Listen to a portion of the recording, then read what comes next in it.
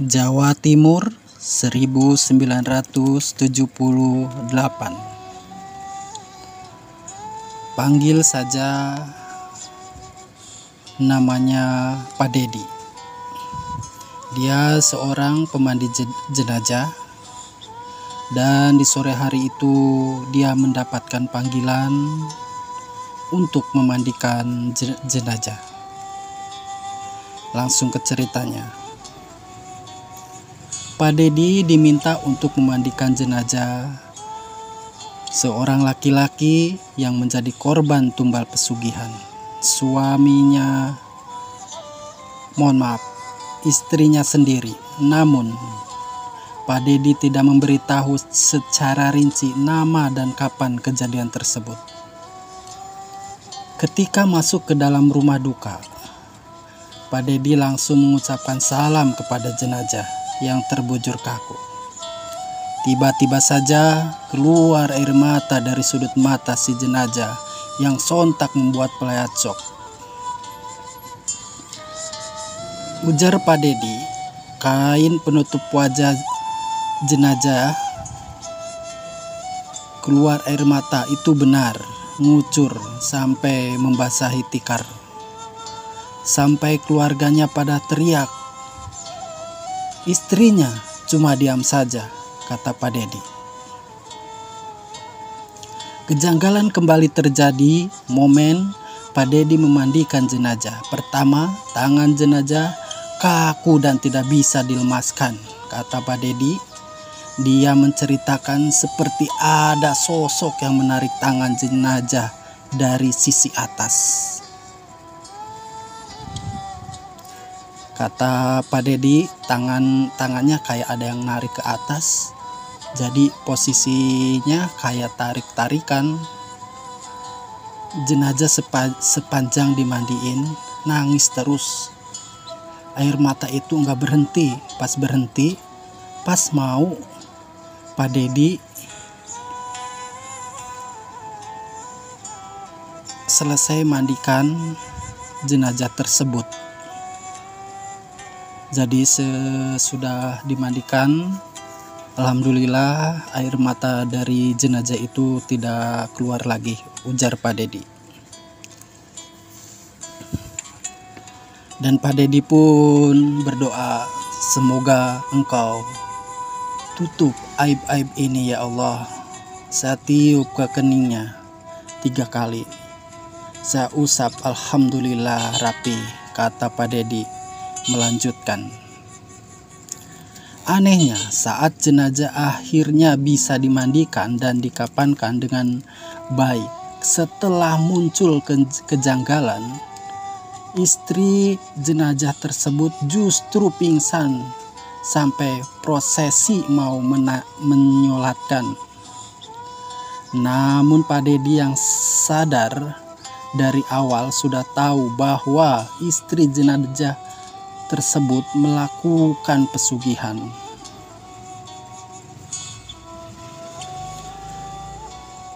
Membisikkan bahwa aksi pingsannya hanya bohongan. Kata Pak Dedi, saya bisikin bukan pingsan beneran itu mah, Bapak Ibu. Bapak mah seneng itu entar kaya. Siapa yang mau nikmati, saya tepuk bilang ke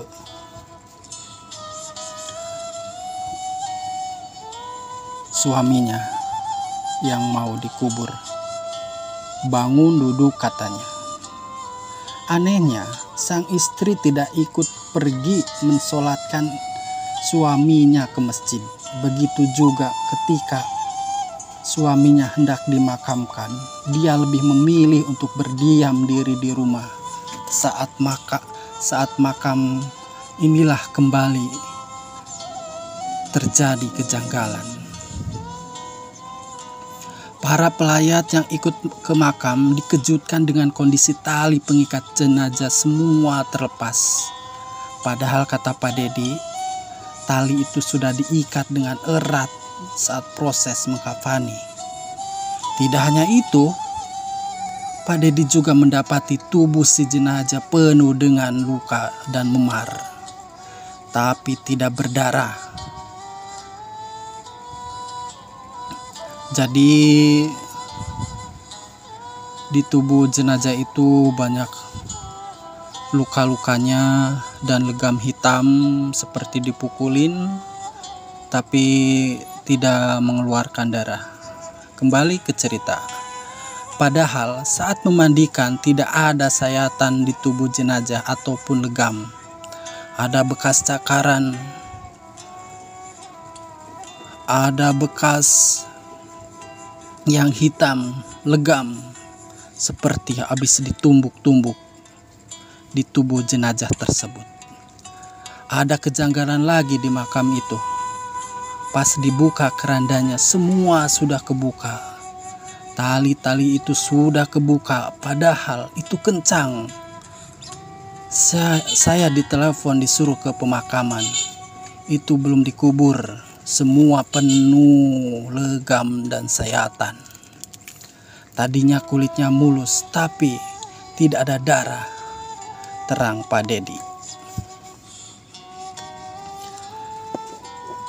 Jadi asalnya badannya itu mulus, tidak ada luka atau korengan. Kemudian setelah meninggal dan mau dikuburkan, banyak kejanggalan-kejanggalan yang dirasakan oleh yang mengiringi atau mengantar jenazah ke kuburan atau ke pemakaman.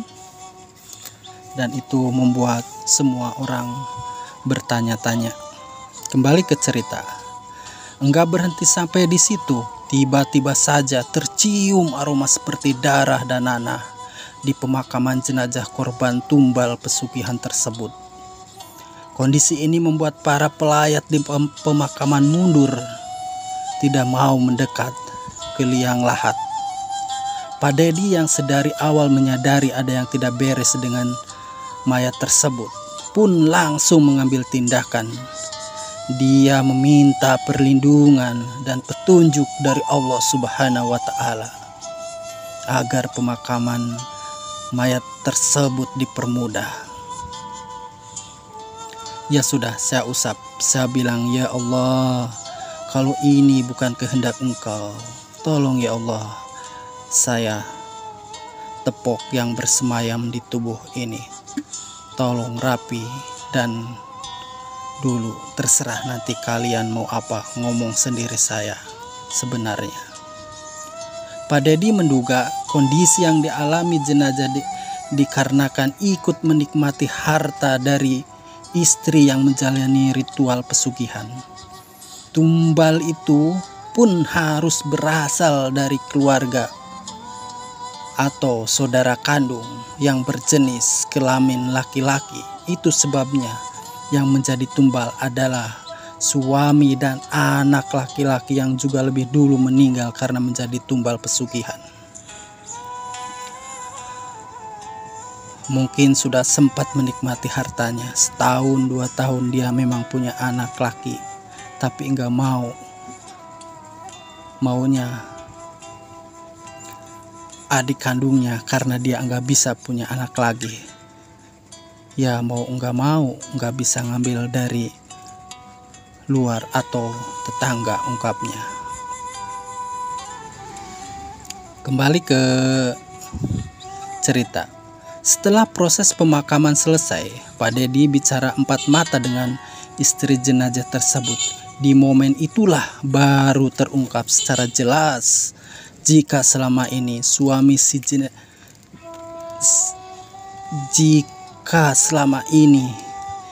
istri si jenazah melakukan pesugihan dengan tumbal anak dan istri atau dengan suami.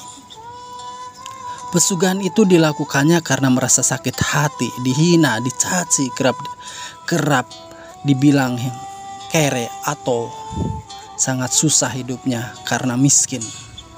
Dengan ritual pesugihan itu, bisnis bata dan sembako yang dijalaninya pun berkembang cukup pesat. Iya Pak, maaf, saya itu nyesal karena saya dulu hidup dalam kemiskinan. dihina, dicaci, dimaki orang, sampai mertua sendiri pun dicap gak bisa ngasih makan anakku. Kembali nanti dia bertekad bulat melakukan atau menumbalkan anak dan suami itu yang lebih cepat bebernya. Kata sang istri jenazah itu,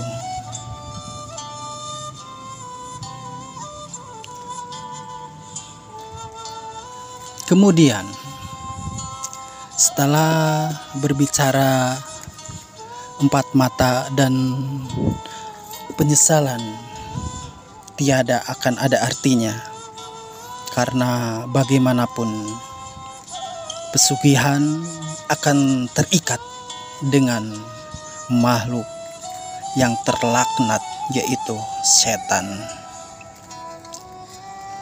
Jika seseorang sudah melakukan pesugihan, maka hidupnya tidak akan tenang biarpun dia kaya raya.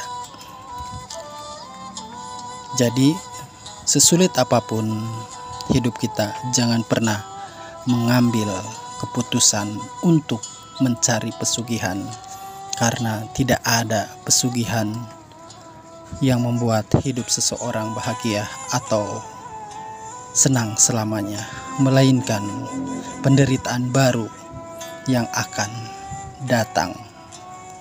Tamat.